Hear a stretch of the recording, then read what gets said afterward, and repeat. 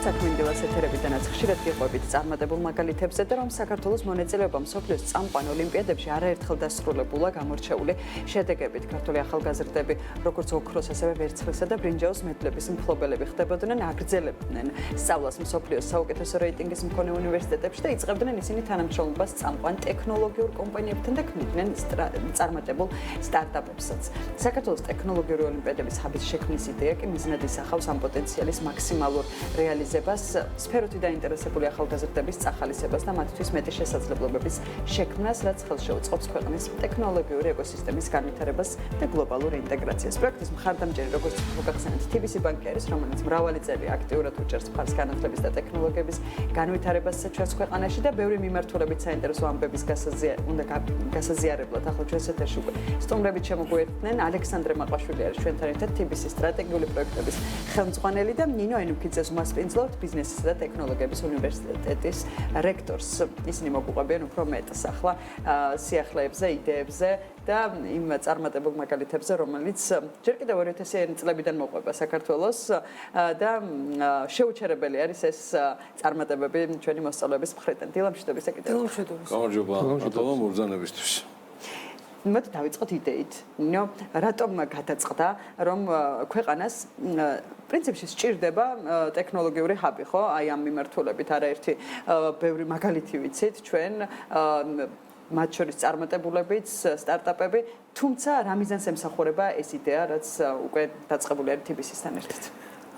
პირველ რიგში მნიშვნელოვანი არის აღინიშნოს, რომ ნამდვილად 2000-იანი წლებიდან მოყოლებული ძალიან კარგი შედეგებით საქართველოს სხვადასხვა ეროვნული ნაკრებები, სხვადასხვა რადგან არის ახალგაზრდული ევროპის, მსოფლიო და სხვა ტიპის ოლიმპიადები, სადაც ასპარეზობენ ჩვენი ქვეყნის მოქალაქეები, ისინი ბრუნდებოდნენ საქართველოში კარგი შედეგებით, მაგრამ ძალიან ბევრ გამოწვევასთან იყო და დღემდე, პრინციპში გუშინდელ დღემდე იყო ეს გამოწვევები დაკავშირებული, მათ შორის ფინანსურ მხარდაჭერასთან, ლოჯისტიკურ მხარდაჭერასთან, იმ მასშტაბთან, რომელსაც შეიძლება ოლიმპიადების ჰაბმა მიაღწიოს, იმ ახალგაზრდების რაოდენობასთან, რომლებსაც შეგვიძლია შევთავაზოთ ოლიმპიადებში მონაწილეობა, შესარჩევ ტურებში მონაწილეობა, მათი ცოდნის და პოტენციალის მეტად დემონსტრირება, არა მხოლოდ დიდ ქალაქებში, საიდანაც ამ დრომდე კომპლექტდებოდა შემადგენლობა ნაკრებებისა, არამედ სხვადასხვა მაღალმთიან რეგიონებში და პრინციპში მთელი ქვეყნის მასშტაბით ჩვენ სურვილი გვაქვს, რომ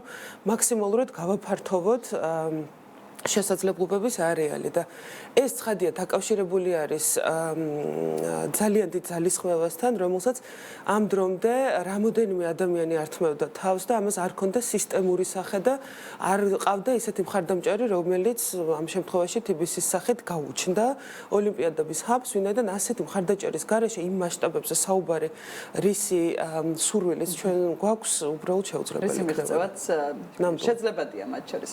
ალექსანდრე, TBC-ის როლი ამ მიმართულებით ნინო მახსენა ერთ-ერთი მთავარი ბარიერი და გამოწვევა ეს არის ფინანსური მიმართულებით ხო მოსწავლეებისათვის.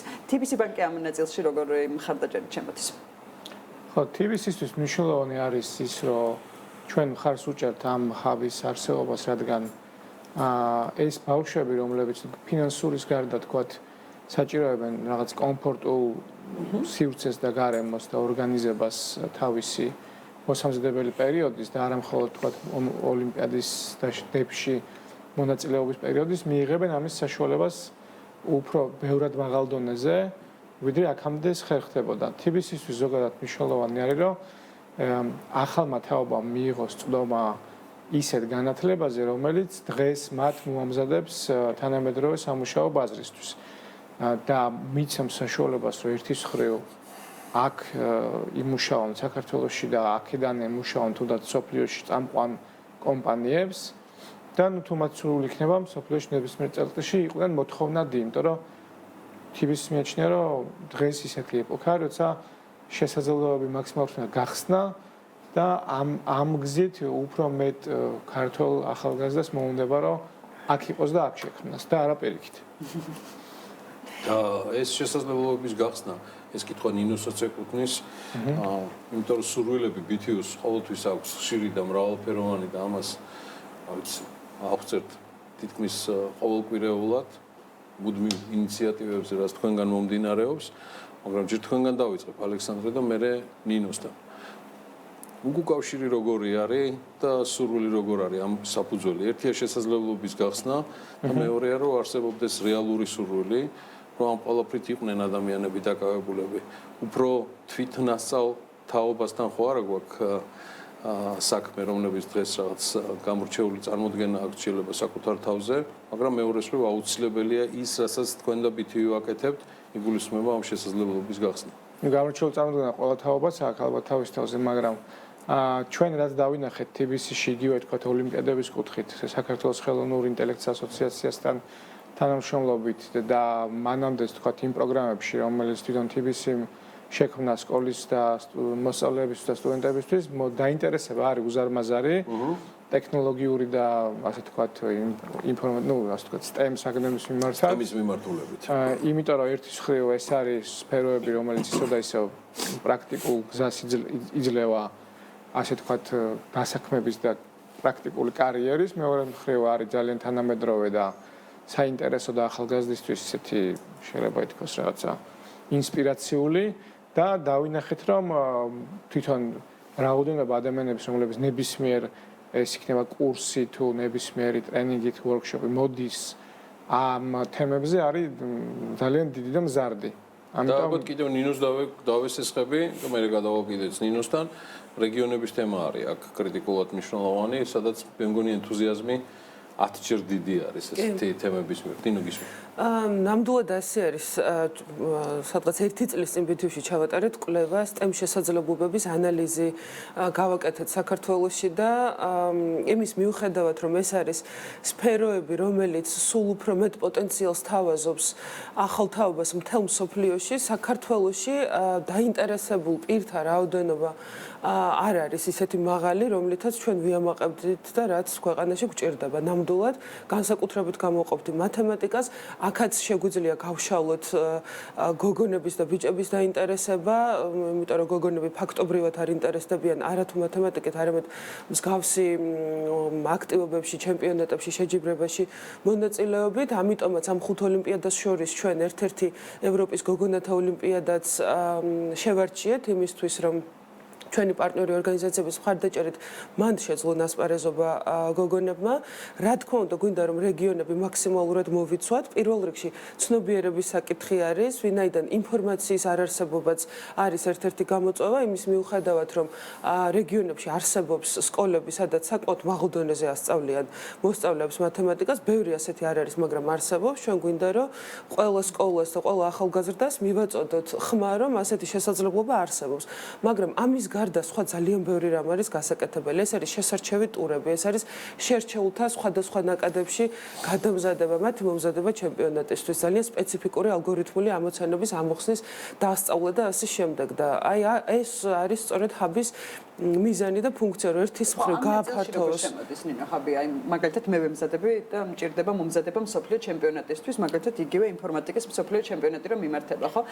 აქ რა ნაწილში მეხმარება ჰაბი მომზადების და მათ შორის აი ამ დაორგანიზებაში, რაც მჭირდება რომ ჩემპიონატზე მოხვდე. ჰაბის ფარგლებში გაწერილი გვაქვს ფაქტობრივად ყოველთვიური აქტივობები, რომელიც გულისხმობს ზამთრის და ზაფხულის ბანაკებს. არის სხვადასხვა ტრენინგ მოდულები, არის პროგრამა, რომელშიც ჩართული არიან მრავალწლიანი გამოცდილების მქონე სპეციალისტები, ადამიანები, რომელთა დამსახურებითაც სწორედ 10 წლეულები არის, სხვადასხვა მედლებით, სხვადასხვა სინჯის მედლებით, საქართველოს ნაკრები ბრუნდება ქვეყანაში დიდი წარმატებით და ამ ადამიანების შრომა გვინდა რომ იყოს ხელშესახები, რაც შეიძლება მეტი ადამიანისთვის.